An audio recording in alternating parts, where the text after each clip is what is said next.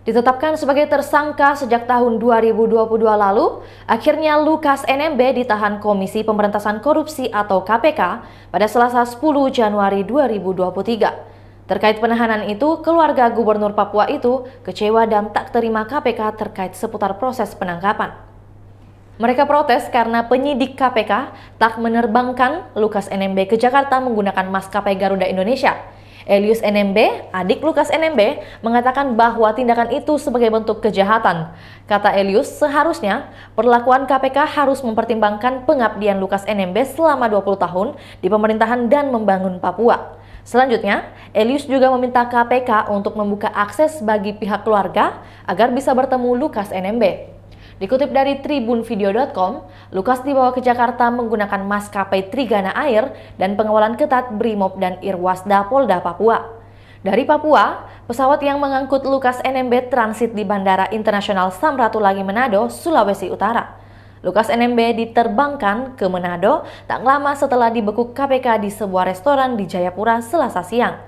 NMB ditemani petugas KPK menumpangi Trigana Air saat perjalanan dari Jayapura ke Manado.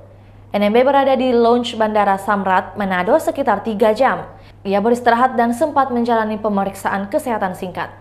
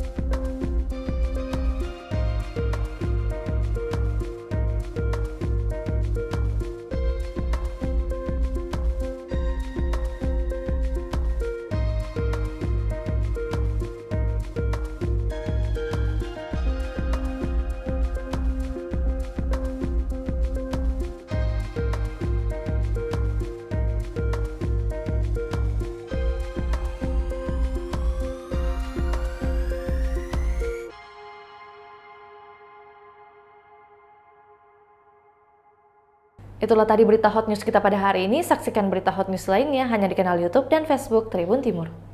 Terima kasih sudah nonton. Jangan lupa like, subscribe, dan share ya.